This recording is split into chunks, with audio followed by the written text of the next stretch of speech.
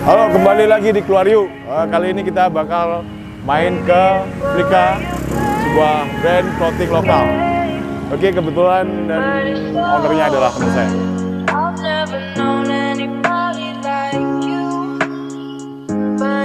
Ini adalah teman lama saya. Dia kru-krunya Bliksatan dulu. Pernah juga jadi gitaris adisional. Oh ya benar, di Makassar dulu ya. Jadi bos men. Warehouse. Store-nya di sana ya? Store-nya di sana. Dulu jadi satu, warehouse sama store, terus kelihatannya barangnya udah nggak cukup ya. Terus akhirnya kita pisah. Gitu. Orderannya banyak.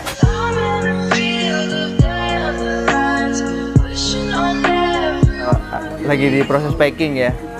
Packing. Ini proses packing. Terus ini proses kasir ya. Ini apa? Kasir. Kasir. Jadi yang kencengnya sekarang kan penjualan online. Jadi kasirnya jadi kasir online karena. Online. Das. Duit doang ini. Duit semua ini. Kalau ini stok barang. Stok barang. Jadi diambil sama picker nanti. Jadi setelah picker kasir, setelah kasir kita ke packing ya. Biasanya kalau pagi itu penuh ya? Iya benar. Menjelang sore gini? Iya benar. Jadi nanti malam ada biasanya diisi lagi gitu. Jadi tiap hari kayak gitu. Gokil. Let's go, Kevin. Assalamualaikum. Waalaikumsalam. Wah, pasti ada di sini. Halo Mas. Ini juga temen dulu, anak band. Kamu anak band apa anak mana? Aku dulu angkut-angkut barang Mas. Dia manajer band berarti dulu. ya. Saya juga angkut-angkut barang dulu. Ini bagian apa ini? Kalau Bastian itu sekarang brand manager ya. Oke, Pak Manajer, men. Nama Agung. Ini buat apa? Admin. Ini Buat ada tugas ya. admin apa ya? Admin stokis ya. Buat Oke. agen, terus ada Luli buat admin Shopee, admin Oke, e-commerce ya. Terus ini admin WA. Oke. Kejo. Kayaknya ini kita ada sesi khusus mau talk show. Aku mau ngobrol tentang Boleh. gimana sih setelah kamu main band tahu-tahu bikin Flika. Iya. Yang taunya Kita aku Mas tas Arif kecil-kecil. kaget juga ya kelihatannya. Kaget. Tahu-tahu warehouse-nya kayak gini. Gokil. Oke, kita ketemu lagi di Keluar Yuk. Seperti tadi bilang kita bakal ke Flika. Kita ketemu sama Agung. Agung ini ownernya Flika. Flika. Ini teman main band dulu. Bukan, saya krunya dulu ya. Tukang nancep kabel. Dia mana-mana sama saya. Kenangan terakhir kita tour ya, Agung. Tur 2 minggu Mas. 2 minggu, 12 kota. WAPP Tour, 12 kota itu Bliksatan. Dia krunya. Aku Bliksatan kan kru awak betul ya? Ada Ambil Kuro ya? sama almarhum Doer. Oh, ambil doang. Iya. Itu kenangan kita lagi main band. Terus saya lihat dia main band, tahu-tahu dia owner kru sana kru sini, tahu-tahu bilang dia masih jualan tas. Waktu itu masih kecil-kecilan ya. Iya, Aku ingat betul. kamu modalmu 5 juta ya. Iya, 5 juta, modal awal 5 juta. 5 juta kayak gitu. Dulu kan kebetulan calon mertua ya dulu ya. Mungkin ngelihat anaknya itu bisa ya mungkin ya untuk membangun sebuah brand. Terus akhirnya dikasihlah modal 5 juta mungkin buat coba-coba ya. Terus akhirnya alhamdulillah sudah bisa jalan sampai sekarang gitu. Iya. Tahu-tahu aku main ke tempatmu.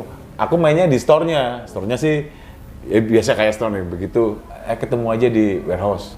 Gila, masuk. Wah, gila. Alhamdulillah lah.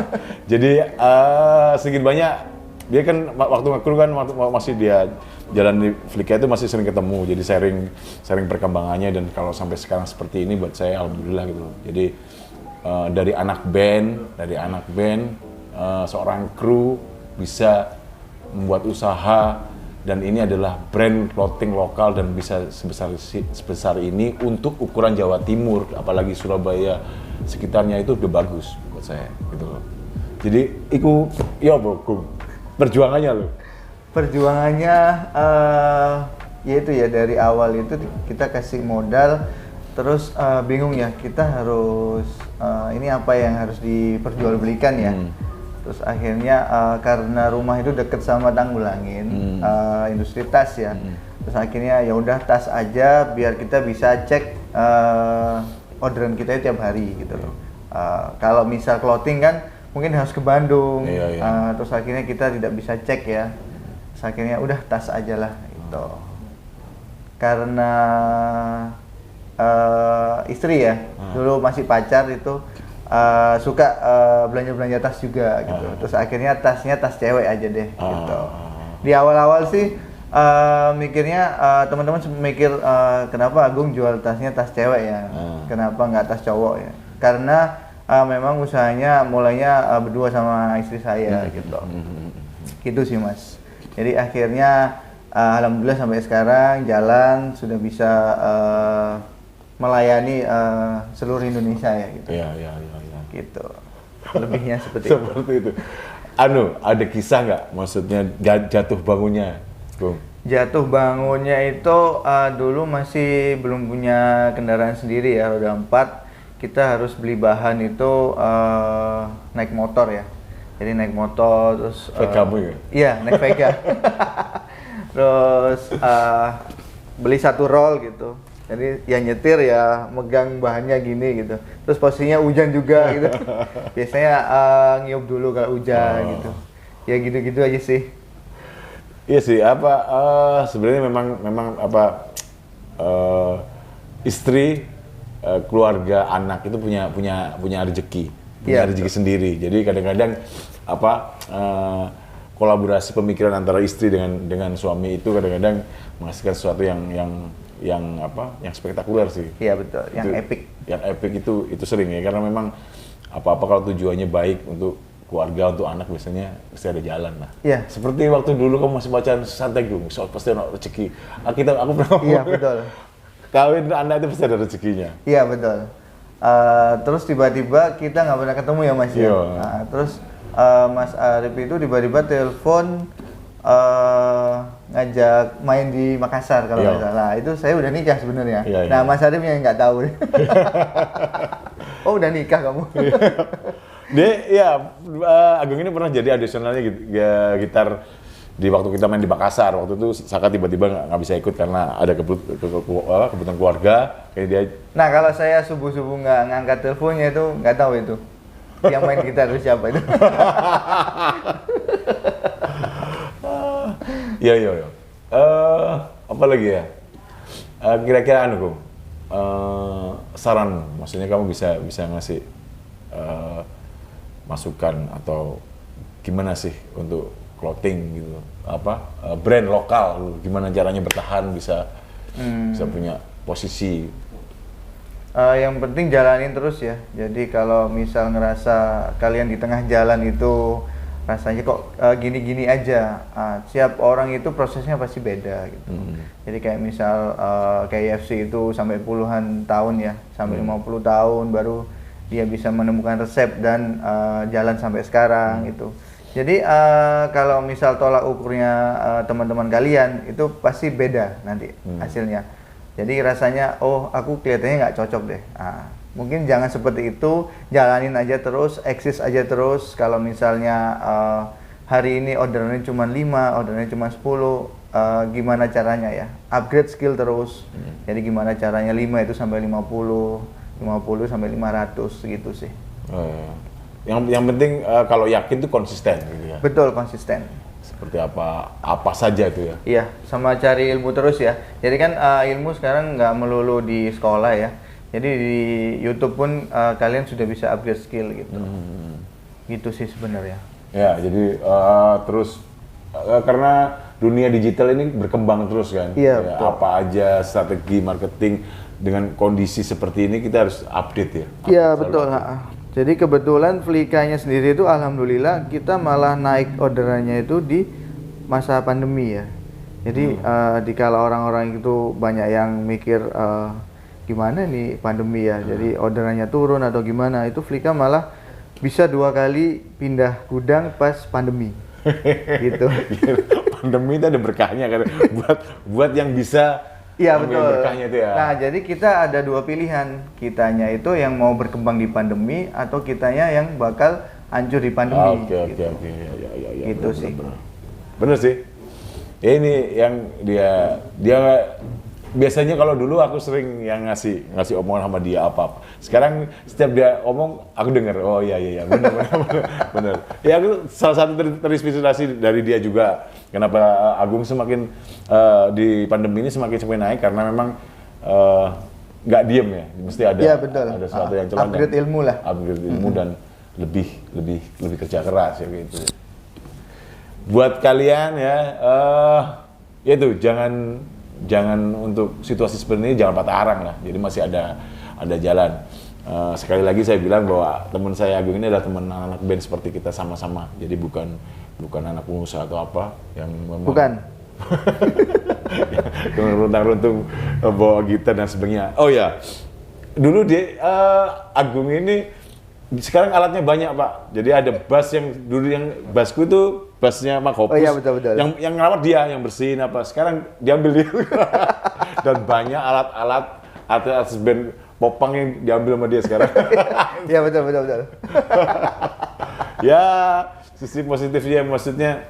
Tapi toh gini loh yang aku lihat di posisi ini ketika kamu harus kerja keras untuk tetap main band, tapi sekarang dia posisinya tetap anak band, dia punya band TLS ya. Iya, TLSS. Punya band TLS, punya usaha dan sebagainya. Nah, itu jadi untuk namanya konsep independen atau dan sebagainya itu bisa diraih seperti Agung gitu loh. Jadi kamu punya bisnis, bekerja keras untuk bisnis, setelah bisnismu kuat, kamu masih bisa main band lagi gitu loh. Dan Agung ini Dan baru jalanin hobi lagi. Iya.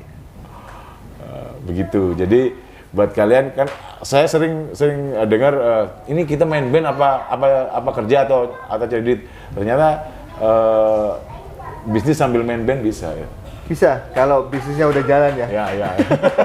Jadi mungkin awal-awal kita jalani bisnisnya dulu, Iya, baru iya. jalanin hobi. Tapi ya begitulah. Sama lah kayak aku lagi gitu. Iya. Tapi dia gila gokil ya. Alhamdulillah. Alhamdulillah lah, overall. Oke, ini kita obrolan ini. Oh Gung, aku mau tanya. Ini pegawainya sudah berapa sekarang? Pegawainya so far ada berapa ya? Lupa saya. 20-an kalau nggak salah ya. 20. 20-an. 20 ya. Kalau yang nggak kehitung ya saya minta maaf ya. Kamu CSR ya? Ada CSR. Kamu aktif berdonasi lewat Clashless Free Oh iya ya? betul Nah, betul. Jadi intinya gini, usahanya keras dan usahanya itu membuat aliran rezeki buat orang lain, itu termasuk pegawai, dan perusahaan punya CSR atau ya CSR lah, Corporate Social Responsibility. Nah, seperti jalur itu adalah insya Allah itu menjadi rezeki yang tak terhenti karena kita sebagai jalur gitu loh. Kita sebagai jalan rezeki banyak orang gitu loh. Dan insya Allah kalau produknya kita yang kita keluarkan kita serius bahwa kita untuk memuaskan orang, itu nggak hanya kita bisnis, kita nggak dari duit, itu juga memuaskan orang. Dia beli merasa comfort, oh ini dengan harga sekian tapi barangnya bagus, itu juga rezeki buat yang beli. Selama rezeki kita menjadi jalan rezeki banyak orang, insya Allah kita bakal lancar. Amin. Itu aja pesannya. Kayaknya pesannya itu. Iya betul sih itu aja. Iya. Jadi mungkin ditambah itu ya. Kalau sekarang itu kan zamannya udah digital ya. Jadi jangan melulu mungkin bisnisnya offline ya gitu. Benar. Jadi Flika di awal itu malah nggak ada offline-nya sama sekali gitu. Jadi kita awal itu langsung di Instagram gitu. Jadi benar-benar jualannya memang di rumah dulu gitu. Nah kalau sekarang malah enak ya. Jadi nggak usah. Kalau dulu setahu saya itu kalau jualan harus cari kontrakan dulu, cari tempat yang strategis ya, biar orang itu bisa lewat terus ngelihat toko kita. Nah kalau sekarang kita ngambil di orang, kita ada supplier, itu kita langsung jual itu bisa. Gitu. Jadi langsung buka di e-commerce, langsung kita iklanin di Instagram, itu sangat bisa ya. Gitu. Jadi modalnya malah lebih sedikit daripada dulu ya. Karena nggak tempat apa dan sebagainya ya. Betul. Iya, gitu sih Mas. Ya itu memang salah satu apa rahasia sedikit sebenarnya. Iya betul. Sebenarnya banyak sih. Oke, itu berapa menit kira-kira? 12. Oke. Kayaknya ini sudah cukup ya? Cukup. Sudah cukup ya. Nanti kita mungkin akan ngobrol lagi di lain waktu, mungkin ada sesuatu yang bisa diceritakan setelah ini dia mau bikin apa, showroom mobil atau dan sebagainya ya. Amin. Amin. Oke, sampai ketemu lagi di Keluar Yuk di edisi berikutnya. Bye.